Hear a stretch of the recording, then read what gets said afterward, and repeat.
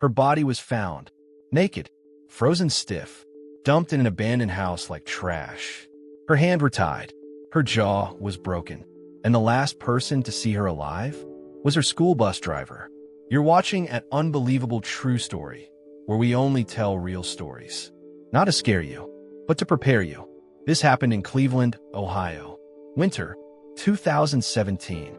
Alianna DeFreeze was just 14 years old. She left home for school and never made it there. She was a sweet, quiet girl. Smart, loved music, didn't hang with the wrong crowd. She got off the school bus that day like always. But someone was watching her. A man she didn't even know. Or maybe he saw her before. He lured her into a building near the bus stop.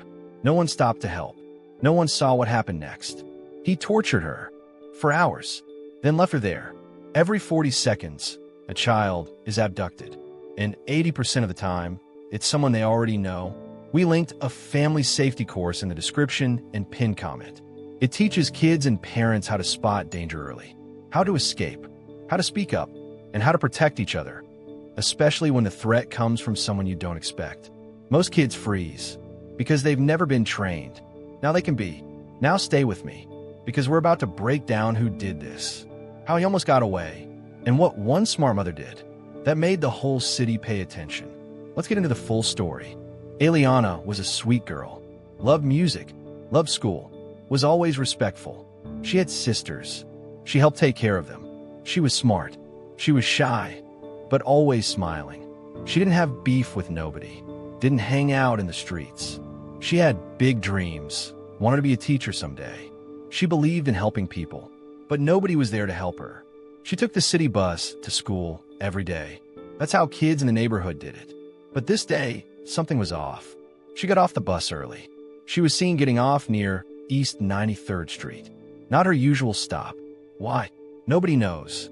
Maybe she missed her stop. Maybe the driver didn't look back. Maybe someone called her name. But that was the last time she was seen alive. Across the street was an old building. Used to be a funeral home. Now abandoned.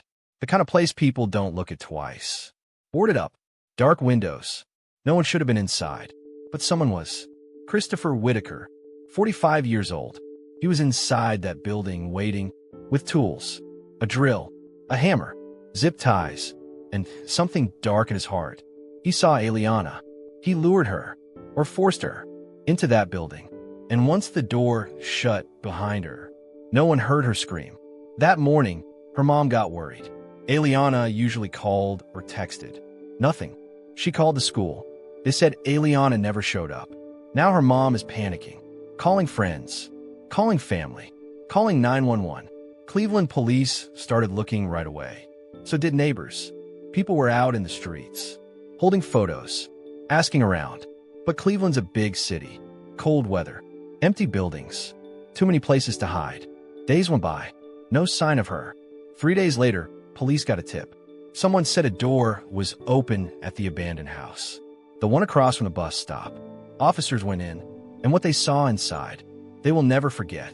There she was, Alianna, dead, beaten, tied up. Her legs were spread. Her body was covered in bruises. She had burns, bite marks. Her clothes were missing. It was the worst thing you could imagine happening to a child.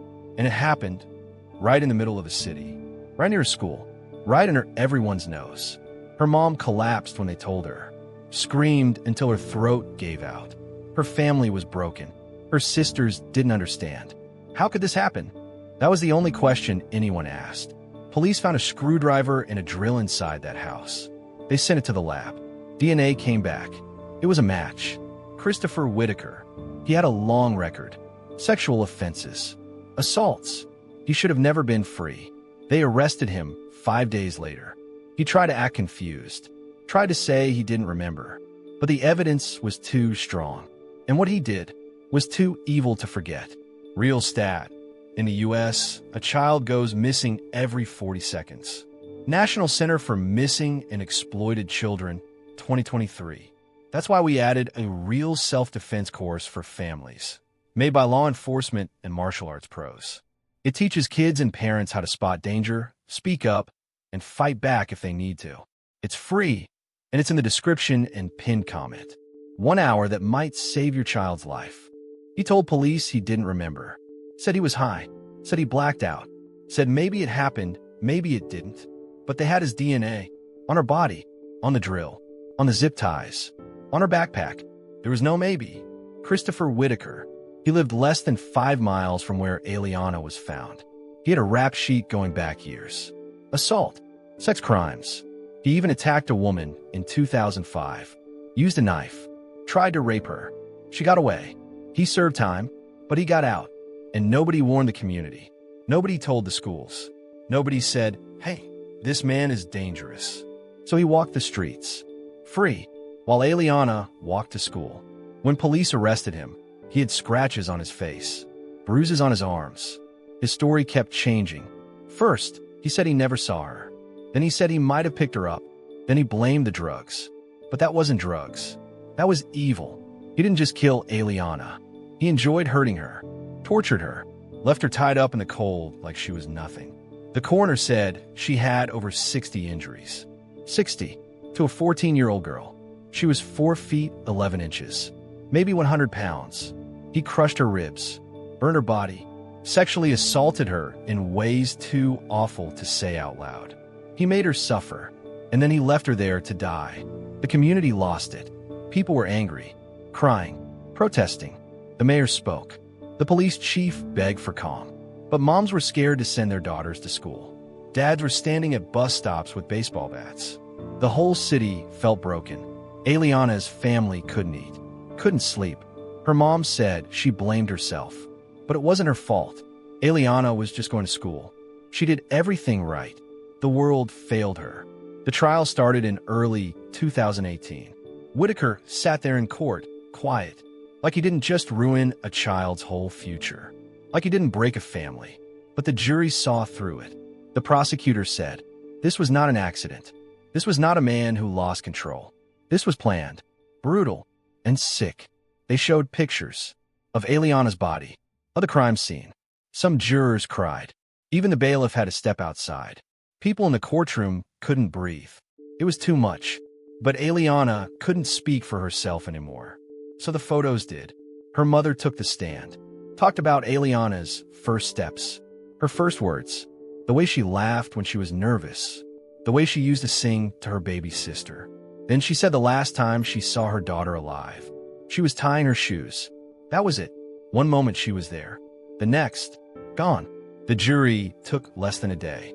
Guilty on every charge. Aggravated murder, kidnapping, rape, torture. The judge didn't waste time.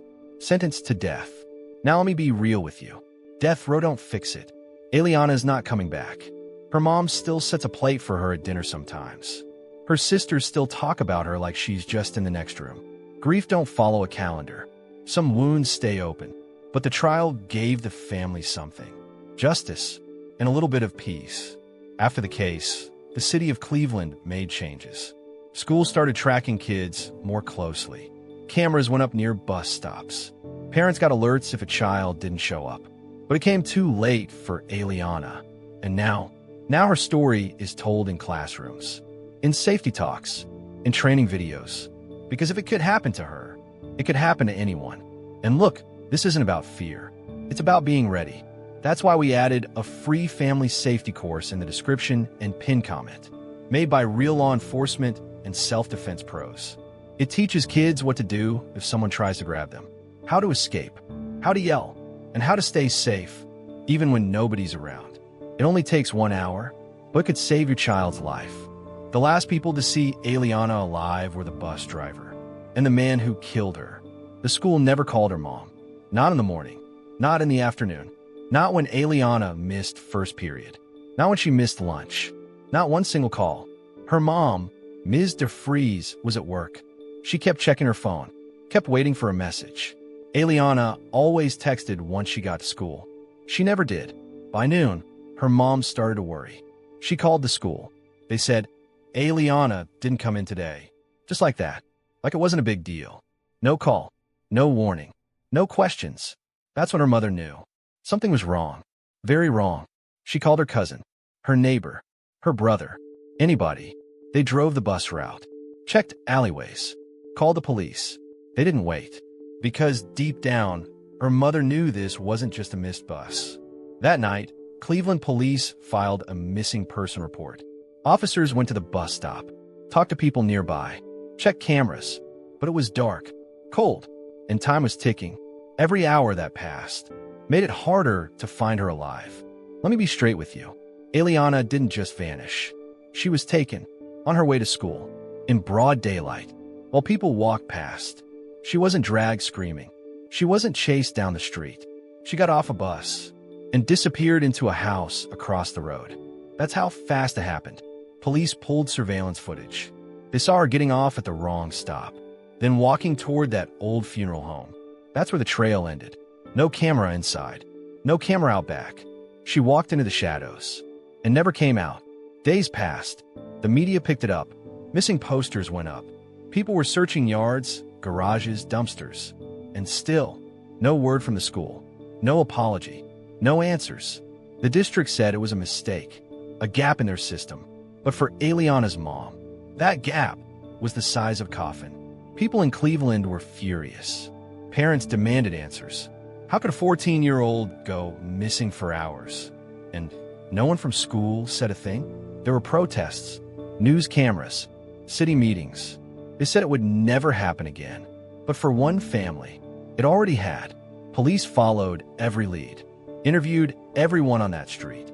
And then, finally, someone tipped them off.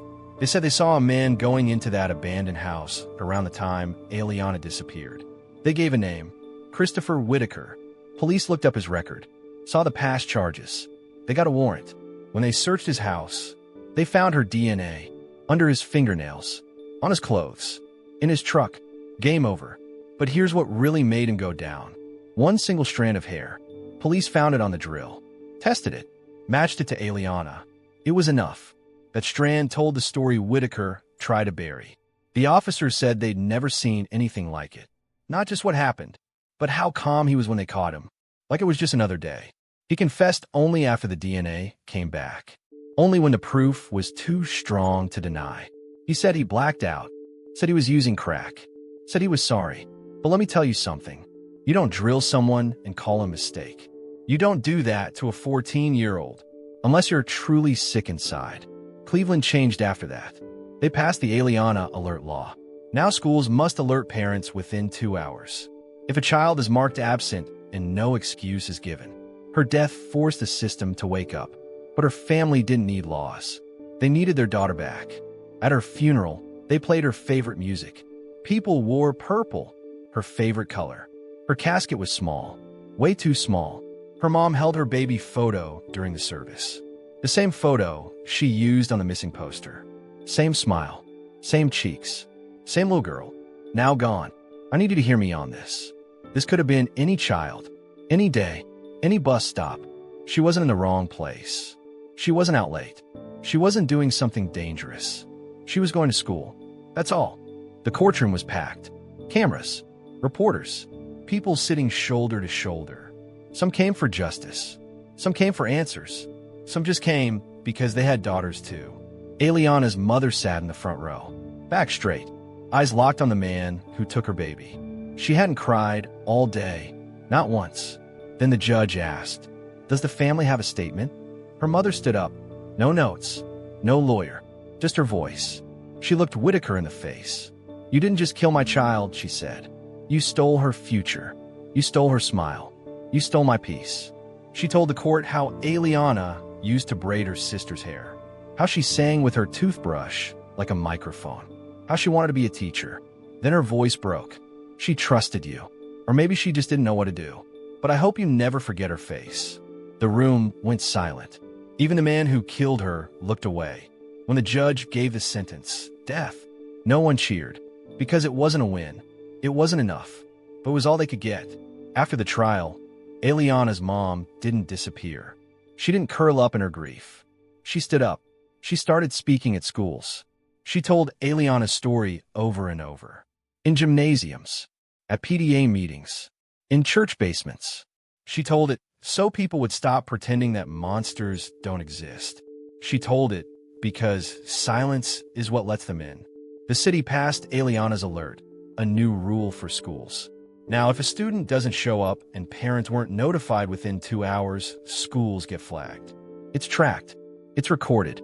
It gets fixed because parents can't protect their kids if they don't even know they're missing. That law, it started because one mother screamed loud enough to wake a city. Now, let's be honest. This story hurts, and it should, because what happened to Alianna wasn't random. It wasn't a movie. It was real life. It was quiet, fast, and forever. You know what's even harder to hear? That most children are hurt by people they already know. Not strangers, not the guy in a van, but someone they've seen before. And according to the National Center for Missing and Exploited Children, a child is reported missing every 40 seconds in the U.S. Source: NCMEC 2023. That's why we added a real family safety course in the description and pin comment, made by law enforcement and martial arts experts. No fluff, no yelling, just real survival tips for kids and parents. 1 hour, one screen, could be the difference between lost and found. Alianna's name still lives on, not in fear, but in change. A mural was painted on the side of a building in Cleveland. It shows her smiling, bright eyes, headphones around her neck. The words below read, "She should have made it." And her mom? She still wakes up some days and hears the house too quiet. Still walks past her daughter's room and forgets for half a second. Still says goodnight out loud to a child who isn't there. But she also keeps going, keeps fighting, keeps telling Alianna's story, so no other family has to bury their child because of silence. And now, I want you to ask yourself something.